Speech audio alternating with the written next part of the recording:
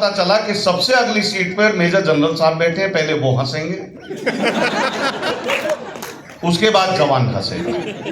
तो ऐसा मत करना, बड़ा कष्ट होता है सर। और जितने भी ये बड़े लोग बैठे हैं जो अपने आप को बड़ा मानते हैं, मैं सच बता रहा हूं, घर में जाके आप वो नहीं हो जो यहां पे हो। हालांकि घर में जाके चाहे कोई देश का बड़ा कवि भी हो, वो भी कवि नहीं है। मैं तो पिछले दिनों अपनी पत्नी के साथ सो रहा था।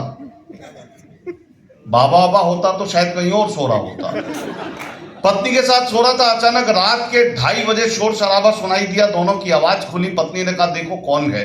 मैं आंखें मलता हुआ बाहर गया, देखा मेरी कॉलोनी के कुछ मौजिज लोग RWA के खड़े हुए थे।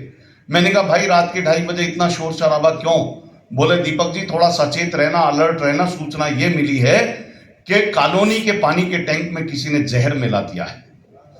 मैंने उनकी बात सुनी, अंदर आया। पत्नी ने पूछा कौन था? मैंने कहा कोई नहीं, शराब पी के बेवड़े हल्ला कर रहे हैं, तू तो पानी पी के चुपचाप सो जा।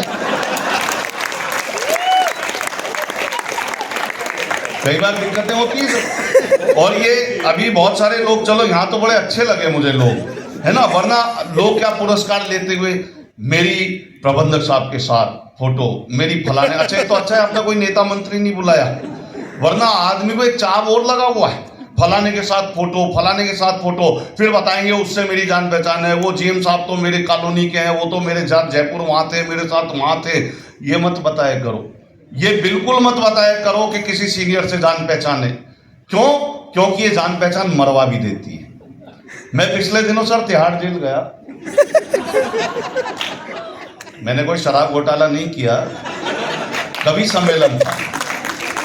और जेलर साहब ने कवि सम्मेलन ये सोच के कराया था कि शायद कैदियों की सजा में कोई कमी रह गई,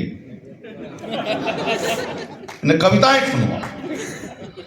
तो साहब मैं गया तो वहां पे एक सिपाही एक कैदी को कह रहा था, बोले भाई नहा धो के तैयार हो जाओ, 10 मिनट बाद तुम्हें फांसी पे चढ़ाना है।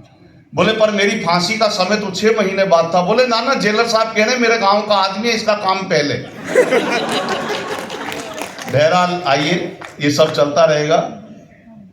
हाँ, कोई विशेष फोन आ गया क्या? कोई बात नहीं, आप अब फोन को म्यूट कर